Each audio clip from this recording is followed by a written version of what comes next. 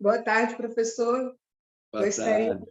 de agradecer imensamente por ter aceito o convite, por esta conversa, para que a gente possa aprofundar a respeito da filosofia do yoga com base na sua tese de doutoramento, tese intitulada O Yoga Sutras como Ciência do Autoconhecimento, uma abordagem teosófica. Gostaria de registrar aqui minha profunda admiração pelo seu trabalho, desempenhado à frente da Sociedade Teosófica, considerando a atenção que você ressalta sobre a importância da exegese alegórica das escrituras. E isso é bastante libertador para o senso crítico das pessoas. Então, é um privilégio poder estar aqui conversando com o senhor. E avanço aqui para a primeira pergunta, que seria a seguinte: como surgiu a escolha pelo tema de doutoramento? De onde vem seu interesse pela filosofia do yoga e qual a importância reputa a Patanjali? Bem, eu comecei a estudar os Yoga Sutras de Patanjali praticamente quando comecei a praticar o yoga. Eu tinha, então, naquela idade, deve ter sido aos 17 anos, eu suponho, lá por 1977. E uma coisa levou a outra, não é? A prática levou à leitura. Por outro lado, eu acredito que o yoga seja o ponto mais prático da filosofia da Índia para a libertação do ser humano. Ele tem todo um método, vamos chamar uma progressão sistemática. Por isso, o livro do Dr. Time, onde se baseia a minha tese, que é justamente a ciência do yoga, né? A proposta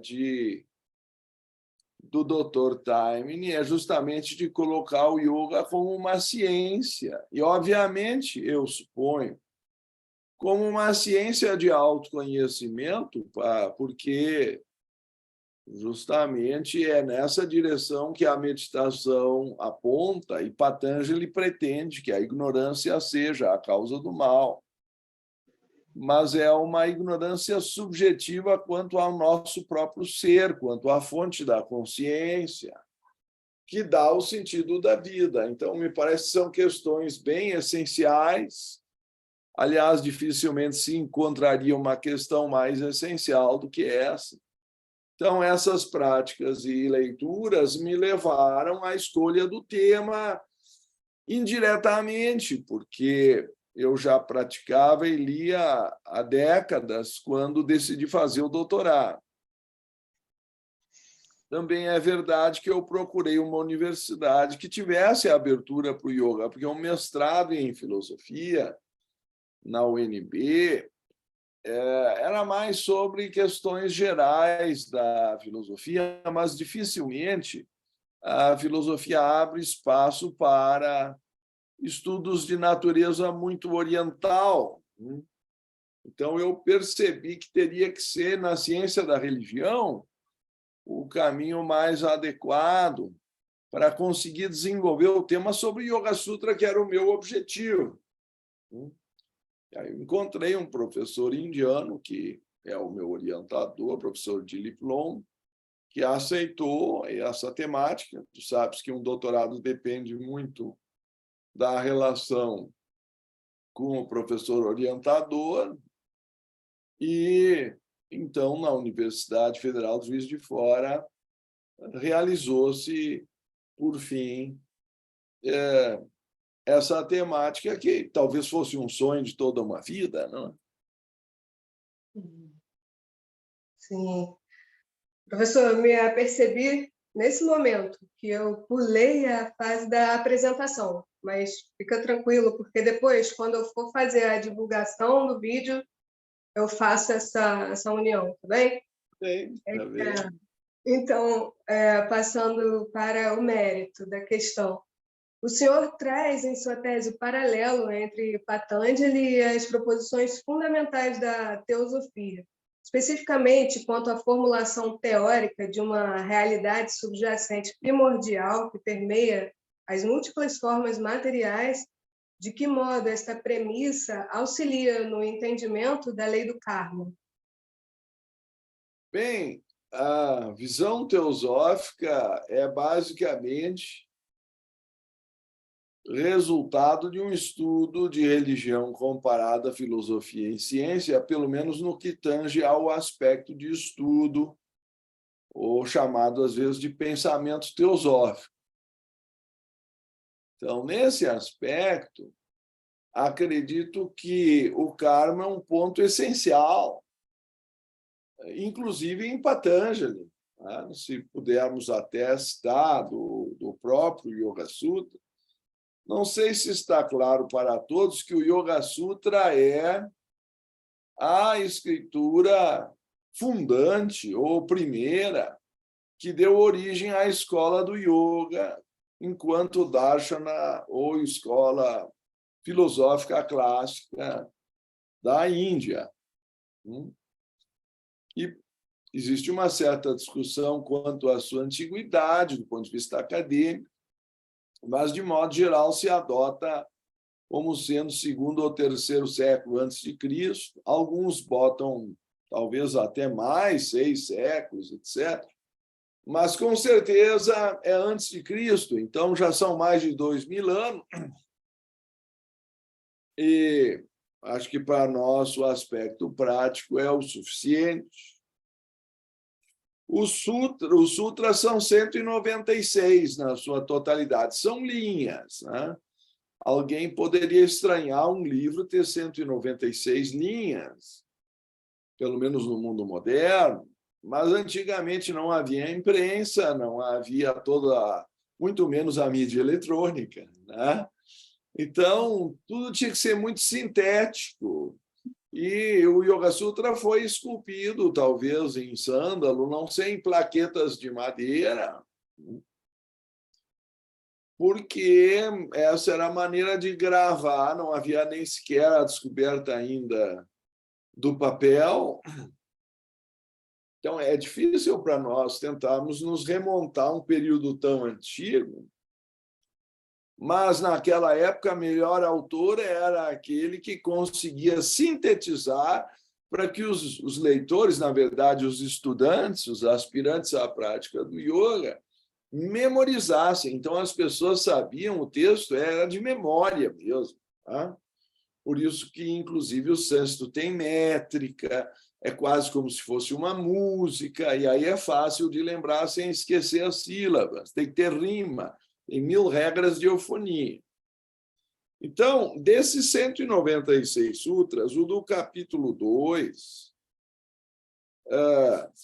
a gente diz, então, 2.12, que aí corresponde o capítulo e o, vamos chamar, sutra ou versículo, o reservatório dos karmas, os quais estão enraizados nos kleshas, causa toda a espécie de experiência na vida presente e nas futuras. Então, junto com o karma vem a ideia do samsara, ou da reencarnação.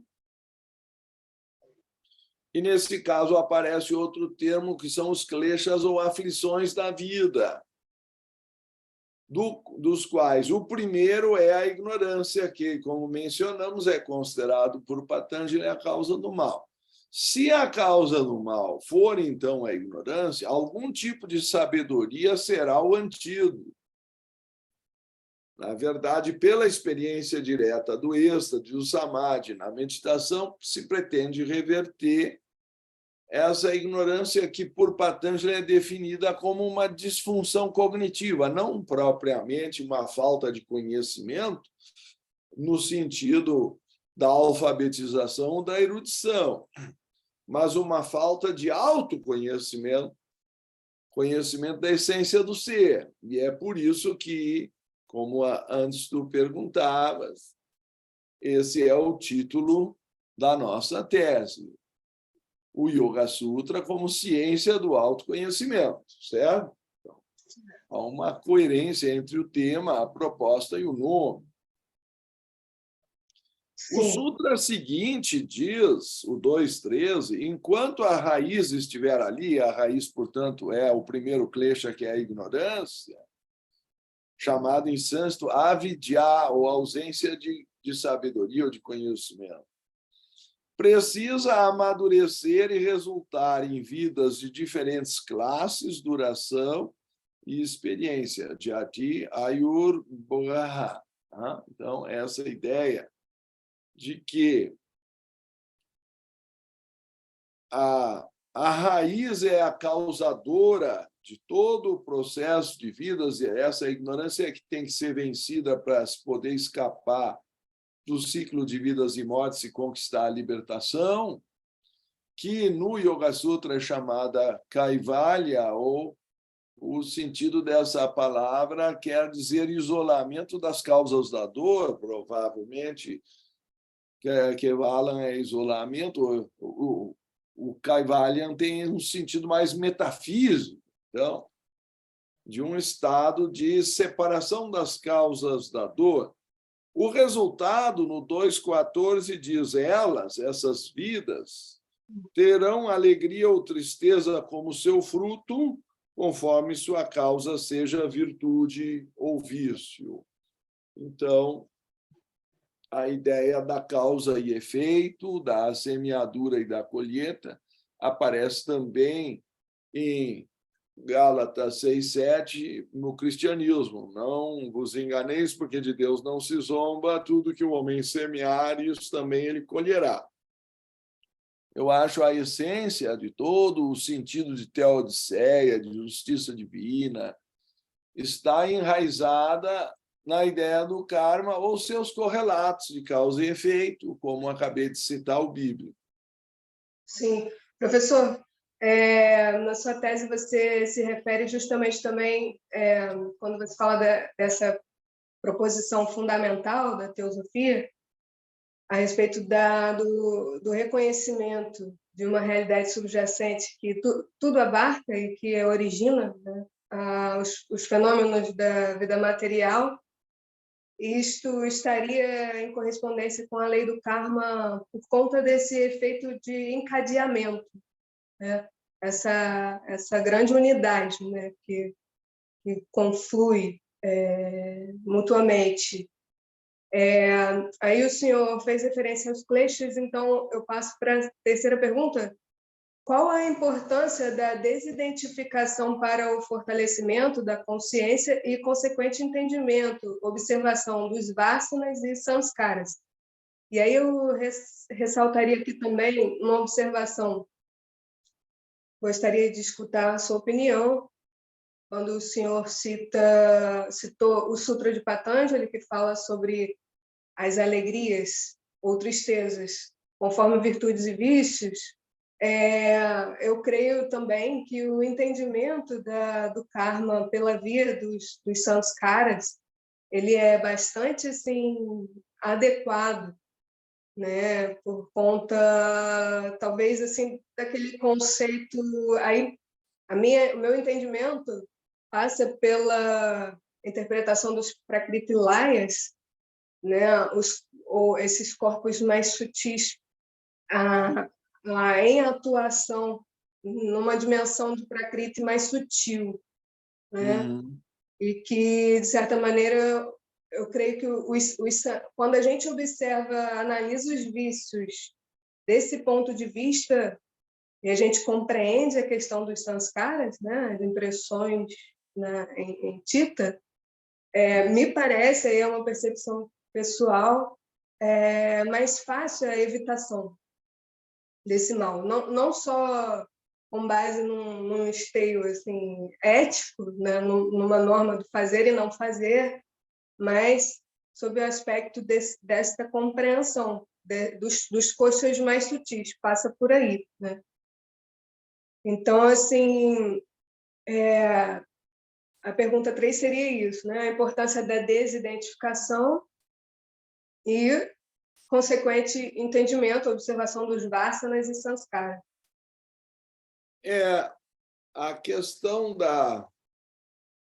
da libertação da consciência é fundamental no yoga. O yoga está, certamente, de certa forma, suscitando a ideia de que a escravidão começa pelo erro perceptivo, né? E daí decorre a percepção de um falso eu. Esse é o segundo klesha. Ele está associado às atrações e repulsões, que, por sua vez, são definidas a partir do prazer e da dor. E, portanto, dos corpos que a consciência mais, ou mesmo o corpo físico, que é o mais denso, né? Que a consciência utiliza. E, por conseguinte, essas impressões da memória, elas podem ser de 3 categorias, ou pelo menos os estímulos sensórios, né? Elas podem ser de prazer, dor ou indiferentes. As indiferentes não costumam aprisionar a consciência. A palavra já sugere, se é indiferente, ela não produz identificação ou aprisionamento. Mas toda vez que há um ingrediente de prazer ou de dor e se associa à memória, então aparecem os princípios fundamentais do desejo, do qual a raiz são os vasanas que tu mencionaste. Os vasanas são os desejos na forma mais sutil, das quais depois, às vezes, apresenta-se raga e dvesh como atração e repulsão de uma forma mais explícita. E a dificuldade está, é claro, em superar a forma sutil, porque a grosseira, trazendo consequências mais evidentes, é mais fácil de identificar. Por outro lado, se nós formos observar o que acontece com o falso eu, o chamado asmita, né? O klesha da identificação com o que não é a essência do ser. Pode ser uma identificação que a gente poderia comparar na versão ocidental com o personagem. E eu acho oportuno perceber aquela definição, vamos dizer, da palavra persona como máscara no teatro greco-romano, personos, de onde vem o som em latim. Então, o ator se reveste de um personagem. Naquela época, havia 3 motivos para se usar a máscara. O primeiro é a própria origem da palavra, personos, de onde vem o som, como uma espécie de caixa amplificadora que tinha dentro da máscara. Não havia microfone, os problemas de som eram importantes numa peça de teatro, senão o público, a audiência não ia conseguir ouvir a peça. Não é? Usavam anfiteatros que tivessem acústica, mas mesmo assim a máscara era importante, por causa do seu elemento de amplificação sonora. Mas também porque representava o personagem, e assim, vejam bem, num teatro com poucos atores, às vezes o mesmo ator poderia fazer 2 ou 3 papéis, como o Chico City fazia no programa dele, né? O Chico Anísio, no Chico City. Enfim, o Eddie Murphy faz em vários filmes também. A capacidade do mesmo ator, num determinado filme ou peça, conseguir se reproduzir dependia dele mudar a máscara. Nos filmes, hoje, temos toda outra dimensão de mudar a vestimenta, até o rosto com maquiagens especiais, né? Mas há uma terceira, que era isolar o personagem do ator de tal forma que os maus pensamentos lançados ao vilão não incidissem no próprio ator, como não sei se já te contei alguma vez, vi numa revista que um ator cujo nome me escapa, porque já é uma notícia mais antiga, mas era com certeza da Globo, e fazia o papel de bater na esposa, acabou apanhando numa pizzaria aí no Rio de Janeiro, que deram o troco nele como se fosse o ator o responsável, né?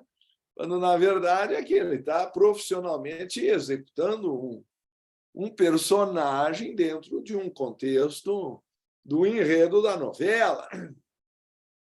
Então, se até na atualidade as pessoas ainda confundem o ator com o personagem, é mais do que óbvio que na antiguidade houvesse essa preocupação, eu suponho, de evitar confundir o falso ego com o verdadeiro ser. Então, eu estou usando esse exemplo porque é um pouco abstrato o conceito, né, de Atma Purusha, ou verdadeiro ser espiritual, como luz, e, de repente, nós estamos corporificando ou nos encarnando num corpo e temos dificuldade de descobrir quem é o nosso verdadeiro ser.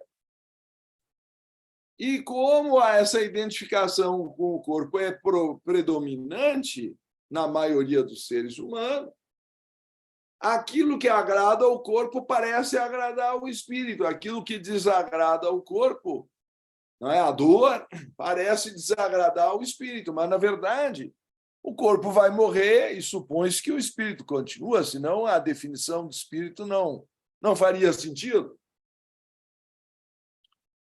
Na minha tese, eu uso passagens sobre esse aspecto da experiência de quase morte. Quer dizer, há uma parte 5 na tese original, não exatamente na que está publicada, porque aí entrou uma questão acadêmica de talvez demandar mais professores na banca especialistas nas outras áreas, tudo que na universidade é assim interdisciplinar complica a burocracia do sistema, que eles querem sempre, é natural, um especialista para respaldar na área que está sendo solicitada. Então, eu acredito que esse foi um dos motivos. Eu ouvi da banca reclamações de que entrava em questões de física e química, como quem diz aqui, não tem um físico, não tem um químico para aprovar o trabalho. Mas nós botamos ali até a experiência de quase morte, que é uma área da parapsicologia moderna. O Raymond Moody Jr. analisou 150 casos, pelo menos, no primeiro livro, Vida Depois da Vida, que se tornou um clássico na década de 70. Recomendo a todos. Eu acho que eu estou aqui com a 23ª edição. Claro que eu li antes, quando eu era mais garoto, mas sei lá onde é que foi parar aquela edição, não é? Que eu ainda morava em Porto Alegre. Então. Mas a grande questão é que o mecanismo do desejo depende tanto da sensação quanto da memória. Então, se a mente se identifica com as sensações, ela cria atração e repulsão, e essas formas sutis dos vasanas, que estão apoiados nas impressões da memória, ou samskaras, se articula de tal forma a prender o indivíduo na roda de nascimentos e mortes, que é o karma. O karma prende no samsara ou na reencarnação. Então, a tua pergunta vai na direção de como se desidentificar das causas da escravidão do ser humano ou do seu aprisionamento ao processo da reencarnação e suas dores. Os kleshas são as aflições, porque aí decorre, no fim, o último klesha, depois da atração e repulsão, é o apego ao corpo, né? É o apego à vida e medo da morte, chamado abhinivesha. Então, tem uma sequência lógica. Primeiro, a avidya, ou ignorância, a pessoa não sabe quem ela é, ou esqueceu de quem ela fosse, ou não chegou a despertar para uma autoconsciência plena. Então, ela vai para o estágio do falso ego, ela assume o personagem porque ela não sabe que ela é o ator.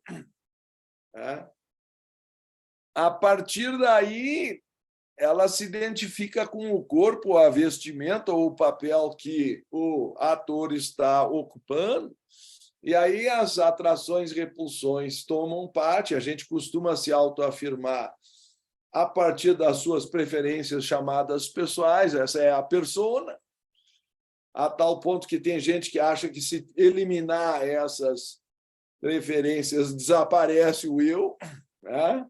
Então, identificados estão, e daí vem o apego à vida, o medo da morte, e todos os mecanismos de sofrimento que o ser humano vai semeando por ignorância. A ignorância aí é a causa do mal, porque ele faz um mau julgamento, ele não compreende o que ele está fazendo, ele confunde o transitório como se fosse duradouro, ele pega o impuro como se fosse puro, ele não identifica o que é do espírito e da matéria, ele confunde o mal com o bem, por último, claro, ele confunde o corpo com o espírito, ele confunde Prakriti com Purusha. Nesse estado de confusão, ele comete erros. Aí o meu outro livro, Tradição, Sabedoria, começa com essa frase, errar humanum est. Daí surge uma sucessão de erros e suas consequências no plano físico, vão afetar terceiros, e vão prendendo a pessoa na roda de reencarnações, vai afetando a saúde, as emoções, o pensamento. Enfim, Patanjali acabou, nós acabamos de ler que enquanto a raiz do mal estiver ali, que é a ignorância, vão surgir erros e se eu não conseguir converter os vícios em virtudes, eu fico preso até o sofrimento. E o yoga visa libertar-se do sofrimento. Nesse sentido, o senhor faz a citação na sua tese quando menciona o conceito de Gunavritti Nirodha, de uma citação de Vyasa, acrescentando aos kleshas e aflições essa quarta dimensão, digamos assim, esse quarto aspecto que causador também de sofrimentos e misérias materiais. Nesse sentido, quanto ao aparente conflito entre a tendência formadora de hábitos e o princípio da transitoriedade, como desenvolver o necessário discernimento? É porque esse é um conceito talvez mais específico daquele sutra, mas são as causas que deveriam estimular o indivíduo à prática do yoga, pela percepção dos sofrimentos inerentes a essas quatro causas. A primeira, parinama, ou a mudança, em outras palavras, pode se chamar de transitoriedade. A segunda etapa é a relação de ansiedade que surge, porque a pessoa pressente que aquelas coisas que ela aprecia serão tomadas pela transitoriedade. Exemplo, o corpo vai morrer. Mas não é só a morte do corpo, muitas coisas a gente pode perder ao longo da vida,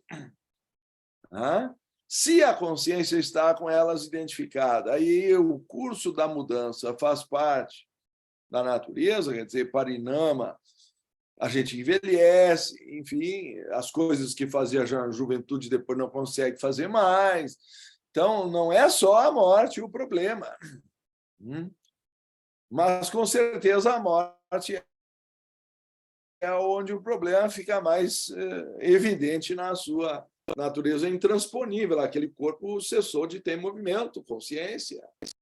Isso está ligado a um outro mecanismo da mente, que é criar hábitos, está associado ao samskara. Então, há uma tensão entre os hábitos que a pessoa vai criando e as mudanças que vão solicitando nova adaptação. E o resultado é a ansiedade de perder. Eu começo a sofrer por antecipação. Mas, mesmo que não acontecesse isso, há o risco da mente suscitar intita vritis mais rápidos, modificações mais rápidas do que os gunas de Prakriti, da matéria, poderem responder. Então, os desejos são mais rápidos que a resposta material. E mesmo que eu possa, com o meu desejo, me orientar para buscar uma satisfação, há o risco dele mudar ao longo do processo. Tão lenta é a conquista às vezes, do resultado material, que finalmente, quando é conquistado, já se deseja outra coisa, nem sequer mais aquilo. Então, não bastasse a pessoa, talvez, ter que estudar, passar num concurso, etc., para conseguir, finalmente, comprar a casa dos seus sonhos com a piscina e sei lá mais o quê.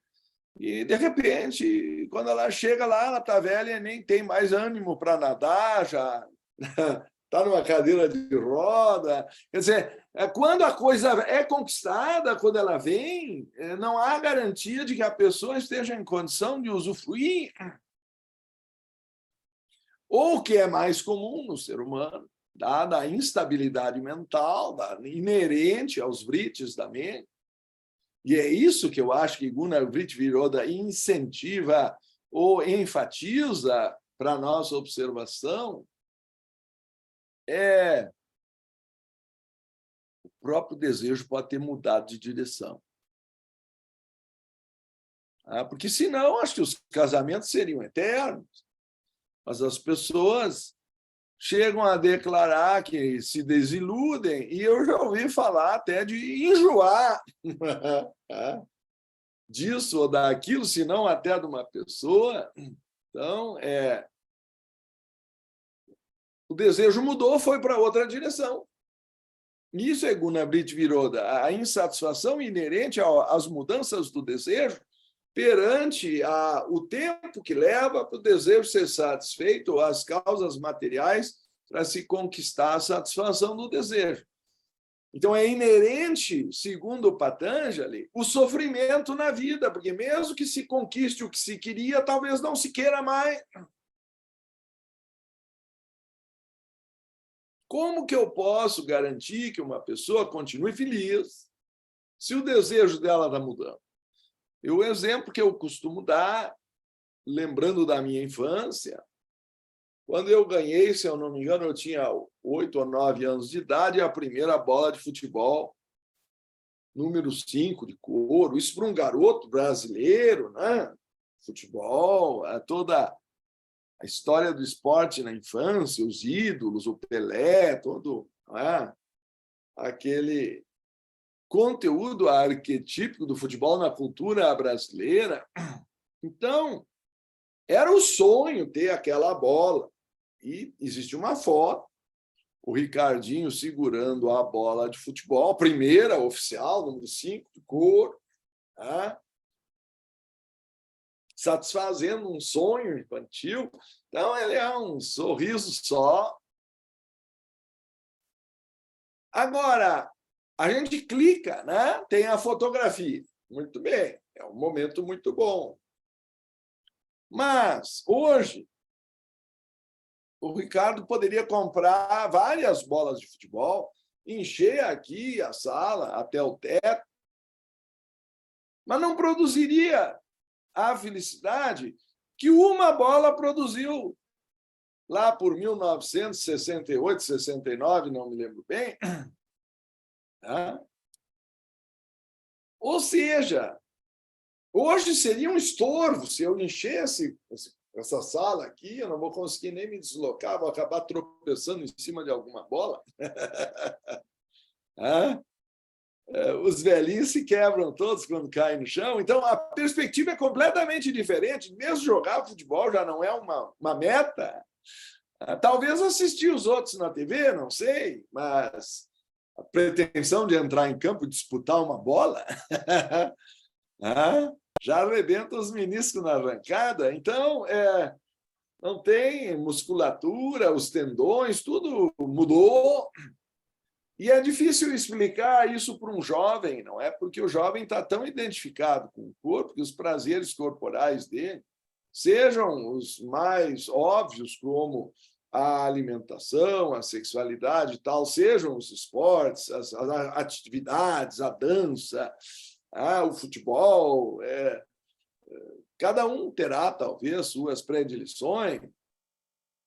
Professor, no entanto, né, paradoxalmente, esse estado desejante ele é inerente ao ser humano e, muito provavelmente, existe um propósito superior nesse mecanismo né, de estar sempre em busca de algo,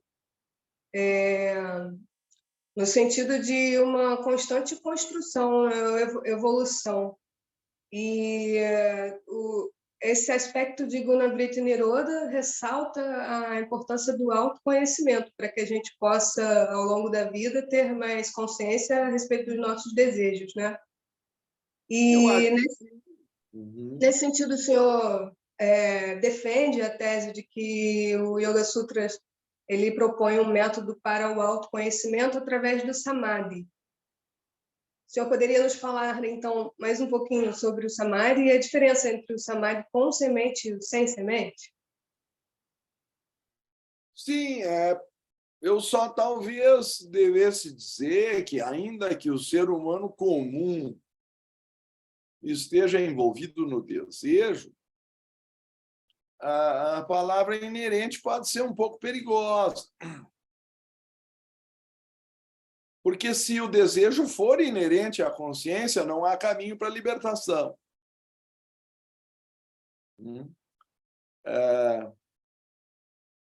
A ideia do Yoga Sutra, fundamental, é que é possível separar, Kaivalya, essa separação entre a consciência e a mente. E isso vai nos levar na direção do Samadhi. Mas se for inerente essa instabilidade mental no ser, aí o Samadhi não é possível. Aliás, tu tocaste no ponto central da discussão da psicologia ocidental. O Samadhi não é uma figura que apareça muito evidentemente na psicologia. A palavra, portanto, para encontrar uma tradução também é difícil. Na minha tese, cheguei a debater o assunto com vários autores ali citados, mas talvez a melhor seja êxtase, que do grego quer dizer estar fora. Tá? Estar fora do corpo, no caso. É um arrebatamento, como é às vezes usado na linguagem bíblica. São Paulo, por exemplo, diz que foi arrebatado a não sei que céu lá. São João descreve um arrebatamento ao céu para escrever o Apocalipse. Então, essa ideia de um êxtase, de um estado extraordinário de consciência não corpórea, ou talvez fora do tempo e do espaço, por isso capaz de profetizar, enfim, é um estado superior de consciência. O Moni Sadhu prefere chamar de supraconsciência. Ao Samadhi, ele depende da ideia de que o ser não é a mente. Essa é uma sutileza. Se tu me permitires também citar o Sutra 220, que diz isso. O vidente é pura consciência, mas, apesar de puro, parece ver através da mente. Então, o vidente ou drashta, aquele que vê, o observador, aí as traduções podem variar ligeiramente, ele não é a mente. A mente é uma lente pela qual ele até faz convergir os 5 sentidos. No budismo, frequentemente é chamado de sexto sentido, também na filosofia Vedanta fala assim, antakarana, ou a causa interna. Ele é um coordenador, porque, veja, para eu ter uma simples imagem de uma maçã na mente, eu preciso coordenar a cor, que é, em geral, vermelha ou com traços amarelos, o conteúdo, e a cor interna já é outra, então aí nós vamos falar na textura, no elemento do gosto, no elemento do tato. Tá? Então, vai ser por dentro é amarela, tem uma textura diferente de um creme, né? Mas também não chega a ser, sei lá, dura como uma semente. Tem todo um aspecto de que tem um gosto doce e, no entanto, quando eu cheguei lá nos Estados Unidos, uma senhora me perguntou qual é a diferença do gosto, qual era o gosto do guaraná.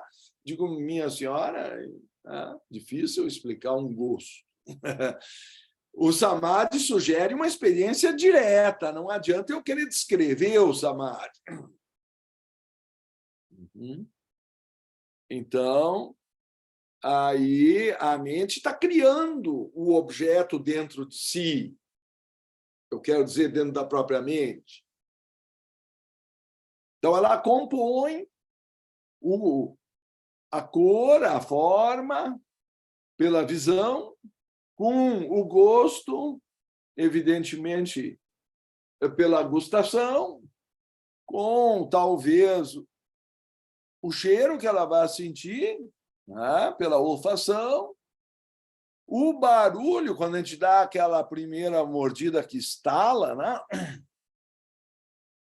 Quem nunca comeu uma maçã com o dente? Porque se for cortar lá, faca, não vai ter a emoção do estalo. Tá? E por que não? Nós temos aí, então, a reunião desses sentidos para caracterizar que surge um som no estalo, que tem um gosto, que tem um cheiro, que tem, enfim, uma expressão tátil ou de textura, e tem o visual. E esses 5,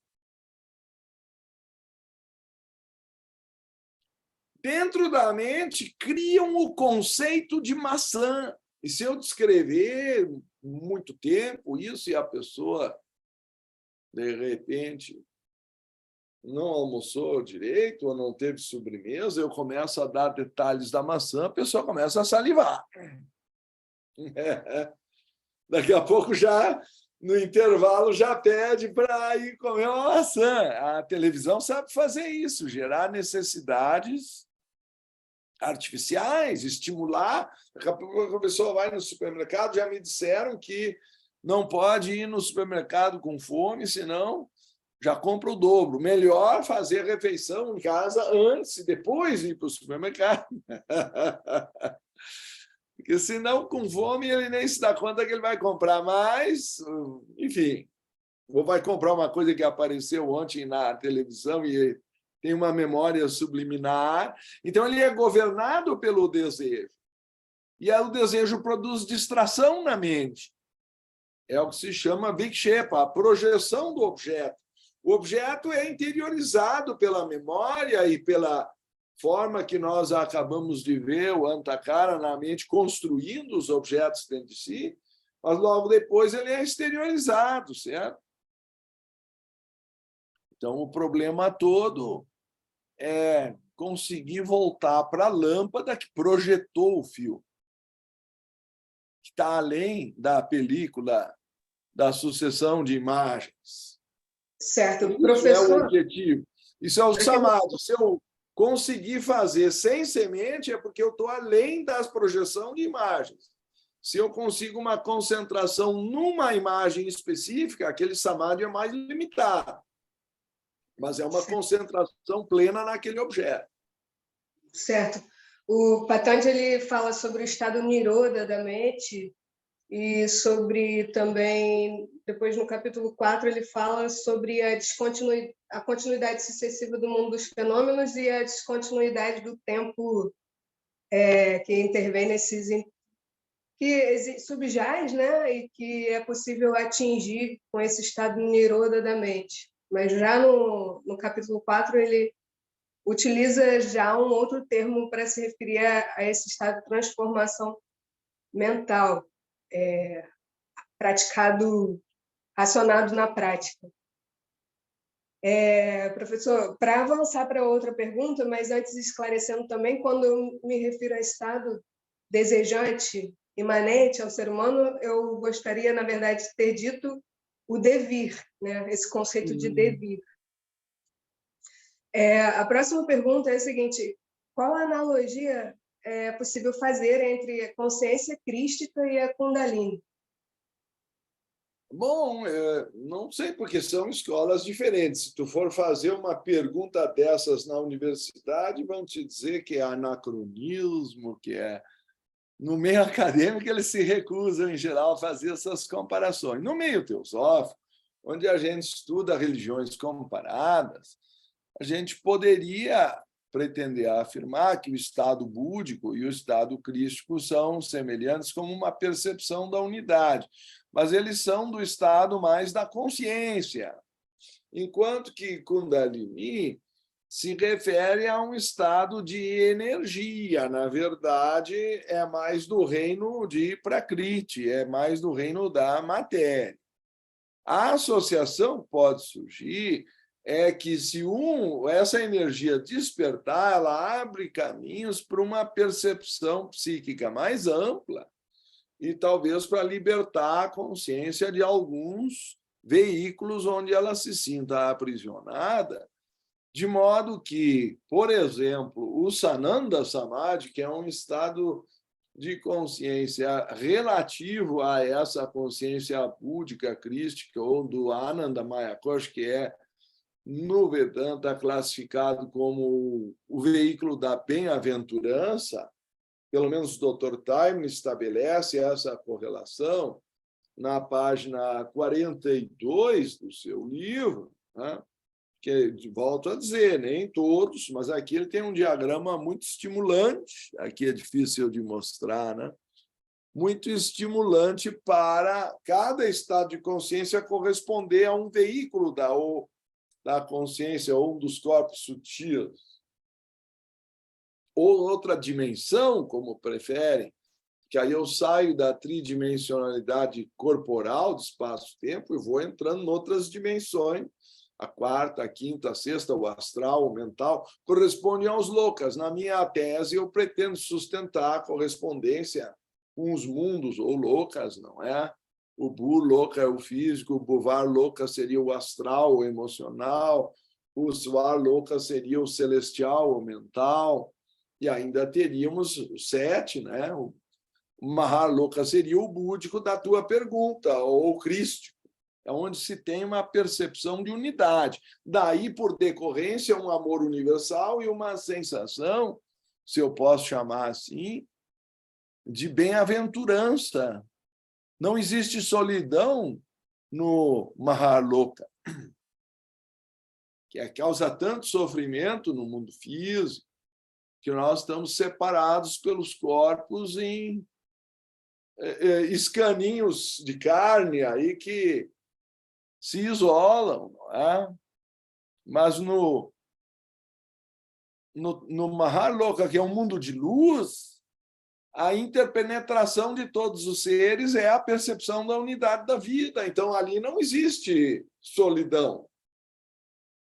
Só para dar um exemplo, ele é um estado de bem-aventurança. E há outros, o Nirvana, que é chamado ali de Taparloka, ou o mundo de uma percepção de unidade ainda maior, porque o próprio sentido de individualidade parece se dissolver naqueles níveis de fusão absoluta. Então, esse sentido do ser humano buscar o amor e a felicidade, segundo a filosofia oriental, é porque inerentemente ele tem isso em si, mas encarnado ele parece ter perdido ou esquecido. Então ele fica romanticamente buscando esse sentido de amor, apesar dele ter perdido o foco de saber onde encontrar. Alguns caem na bebida, nas drogas e se afundam, destroem o próprio corpo, morrem mais cedo.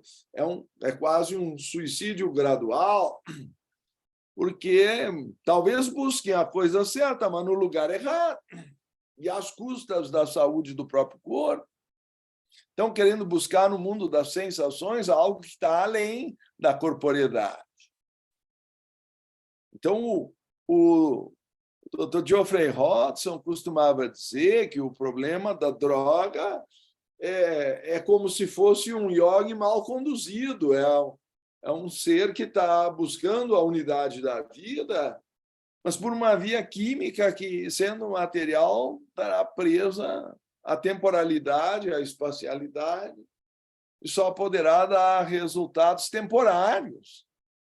Enquanto isso, o corpo vai se acostumando, precisa de uma dose cada vez mais forte, ele vai perdendo a saúde, então ele vai se tornando mais insensível, aí a dose tem que aumentar, daqui a pouco vem a morte por overdose. Enquanto que o caminho do yoga é abrindo os canais, os nadis, e aí a Kundalini tem o seu papel,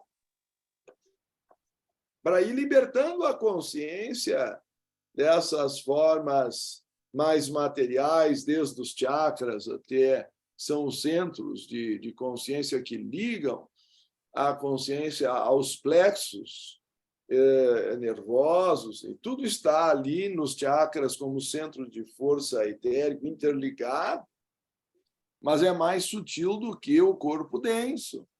Então, essas energias da Kundalini são mais sutis do que o corpo denso, mas não são exatamente consciência. Ela ainda é um instrumento da consciência como energia. E, por isso, o despertar de um pode abrir uma resposta na consciência pelo outro lado, mas são de natureza distinta, certo? Compreendi, certo. Eu tenho uma série de perguntas aqui que eu queria sortear, né? Porque o tempo já está estourando. Sim. Mas eu vou, então, para essa aqui. Em sua tese de mestrado, o senhor falou sobre os aspectos semelhantes da relação discípulo-mestre no cristianismo e no método socrático. Taimane se refere à luz da consciência que brota do interior do praticante, quando este atinge o estado de percebimento do real. Como o senhor analisa essa questão do mestre interno? Bem, acho que tem a ver com a questão anterior, quando eu mesmo consegui entrar numa plena consciência do estado crístico búdico, eu estou me tornando um mestre. Mas enquanto a minha consciência corporal me prender a essa dimensão espaço-temporal física, tridimensional, é pouco provável que eu tenha grande acesso às camadas mais profundas de amor e compaixão, a tal ponto que posso até esquecer, como é uma tradição platônica da ideia da causa do mal também, tanto que a terapia platônica para recuperar o estado celestial, a estrela perdida, aí, é a anamnese, é reverter a amnésia, né? Reverter a perda da memória. Então, Platão coloca essa doutrina, geralmente traduzida como reminiscência, para nós tentarmos recuperar a remota lembrança, alguns chamam de criptomemória, né? Da nossa verdadeira natureza, em Atma, ou Purusha, ou espírito de luz, ou sei lá que nome querem dar para isso, que seria a nossa essência. Então, dessa forma, de alguma maneira, todo o yoga aponta na direção de superar essas limitações da consciência para reencontrar o estado de libertação original. Nós falamos aí em desidentificação, nós falamos em reencontrar a natureza búdica. E acho que essa questão da relação mestre-discípulo, ela é importante enquanto o indivíduo ainda não despertou para essa luz interior. Quando ele despertar para a luz interior, ele não precisa mais de mestre, ele mesmo vai se tornar um mestre, como também a Bíblia diz que quando o discípulo é perfeito, ele se torna igual ao seu mestre. Então, aí a distância entre o discípulo e o mestre desaparece. O mestre é importante num estágio instrumental, vamos dizer, como um espelho que reflete o nosso verdadeiro ser enquanto esse verdadeiro ser não está totalmente acessível à percepção da nossa consciência, ou o espelho está tão rombudo, desfigurado, pouco polido, que deforma a imagem e não consegue ver a si mesmo. Em outras palavras, é a falta de autoconhecimento a causa do sofrimento, do mal, dos kleshas. Certo. Para reverter isso, como diz também Blavatsky, eu aprecio muito essa passagem da Voz do Silêncio, se tu me permitires, tradução do Fernando Pessoa, é o shloka, o aforismo 115, porque a mente é como um espelho, cobre-se de pó ao mesmo tempo que reflete. São necessárias as suaves brisas da sabedoria da alma para limpar o pó de nossas ilusões. Então, procura, ó principiante, fundir a tua mente e a da tua alma. Aí o mestre não é mais importante, porque ele já fundiu os dois. Ele encontrou o mestre interior, como tu chamaste, que é a alma. Mas enquanto esse encontro não ocorreu, o espelho é fundamental e ele tem que estar sempre sendo polido e preparado. Isso é a disciplina do yoga para preparar a mente para o samadhi. E o mestre vai ser o instrumento externo que orienta essa disciplina supondo que ele seja mesmo um mestre que já tenha atingido esse estado de consciência do samadhi. Certo. O timing, apesar dele se referir a essa luz que brota do interior, ele também não abre mão da figura do instrutor, né? Nesse processo que o senhor menciona. Eu fiz um paralelismo aqui entre Jung, filosofia e yoga, né? Para a gente fechar essa questão do objetivo, a yoga busca recuperar a percepção de nossa natureza real. Nesse sentido, Jung, na sua obra Psicologia e Alquimia, ele cita que a obra mais natural e mais perfeita é gerar o que é semelhante a si mesmo. E talvez isso estaria relacionado ao conceito aristotélico de entelequia. Se o senhor pudesse me confirmar que entelequia, nesse sentido, seria a realização plena de uma potencialidade ou finalidade natural, com a conclusão de um processo transformativo até então em curso em qualquer um dos seres animados e inanimados do universo. Claro que, nesse caso, eu estaria me aventurando numa área que Patanjali não usa esses termos no yoga. Né?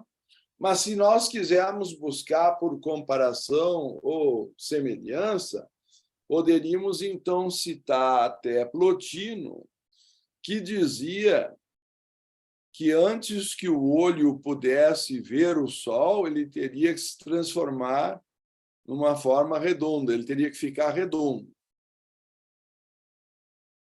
Eu acho muito bela essa expressão, como, em geral, os pensamentos da filosofia grega tão embebidos na concepção da beleza, que é própria daquela cultura, provavelmente porque existe a ideia da necessidade de uma semelhança. Né? Outra interpretação, já que tu citaste a minha dissertação de mestrado, onde eu trabalho muito também Origens de Alexandria, que eu considero como o elo perdido entre o cristianismo e o platonismo, porque as linhagens, ele teve dois grandes mestres, São Clemente de Alexandria, que era um padre gnóstico, não é? Do cristianismo primitivo, e Amônio Sacas, que é, com Plotino, o criador do termo teosofia em Alexandria. Então, ele segue as duas linhas, uma cristã e outra neoplatônica, Ou seja, eu tento justificar o conceito que ele mesmo, de certa forma, apresenta ao interpretar Gênesis 1, 26, 27, que nós fomos feitos à imagem e semelhança de Deus. Isso já é da tradição judaica. Mas a interpretação de Orígenes é que a imagem nos foi dada, mas a semelhança precisa ser conquistada. Então, aí talvez eu precise de um processo evolutivo, uma metanoia, uma transformação, para conquistar a semelhança. A imagem, a potencialidade me é oferecida. Eu ganhei o molde, mas eu tenho que botar a vida dentro dessa taça, senão o grau não transborda. É preciso compreender que nós temos o potencial de comunicação com a divindade, porque, porém, ainda criamos projeções na mente que rompem o silêncio, que rompem a neutralidade da consciência pura e causam ruído na comunicação. Nós perdemos o contato com o nosso verbo original, com a nossa própria essência mântrica, se eu puder chamar assim, a nossa tônica, a nossa nota fundamental. Nós temos que redescobrir essa música das esferas, para usar a expressão de Pitágoras. Eu tenho que me tornar semelhante àquilo que eu quero conhecer. Eu tenho que entrar em sintonia vibratória com aquela vibração, senão eu não vou conseguir descobri-la. Se o instrumento não estiver afinado, a ressonância não acontece. Acho que tu sabes.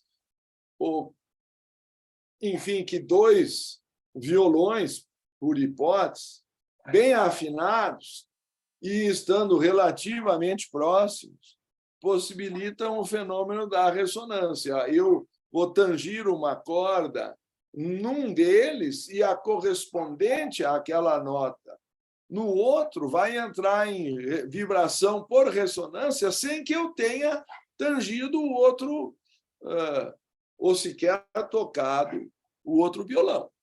Claro, eles precisam estar afinados para isso acontecer.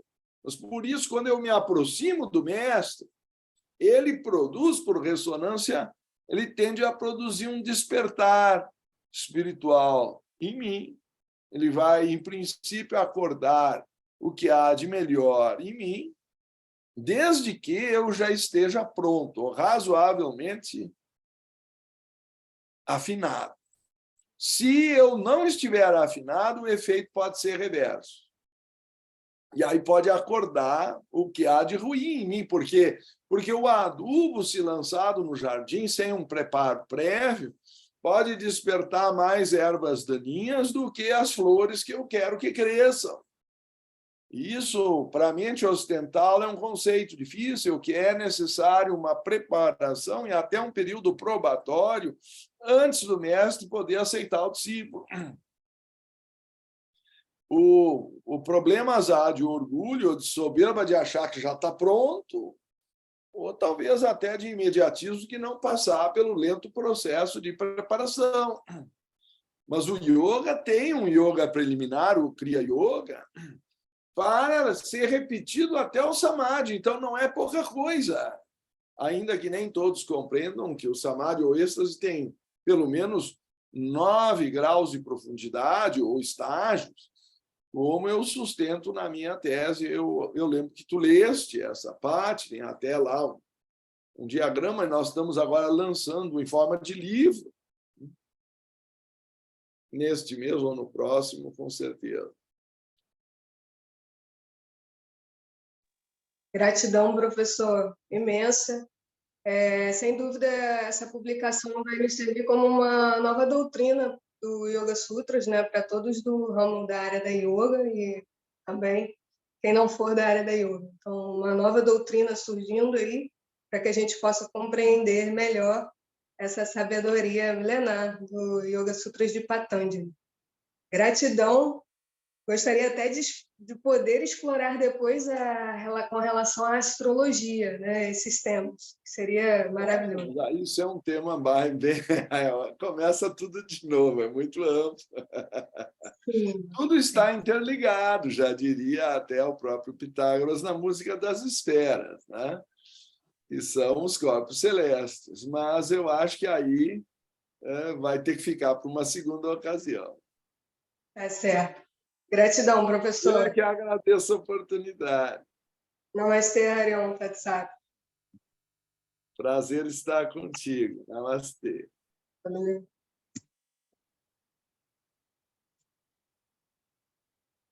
Como agora a questão da...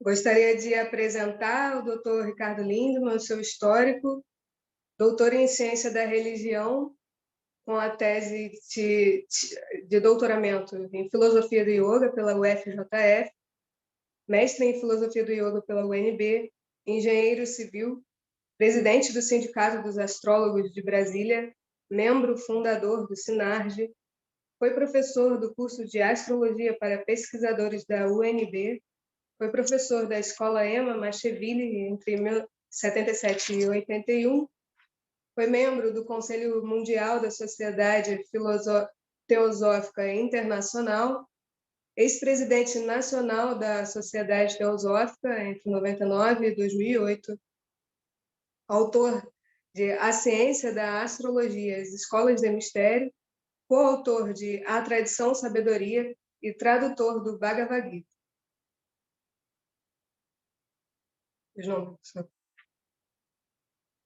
Muito obrigado pela apresentação.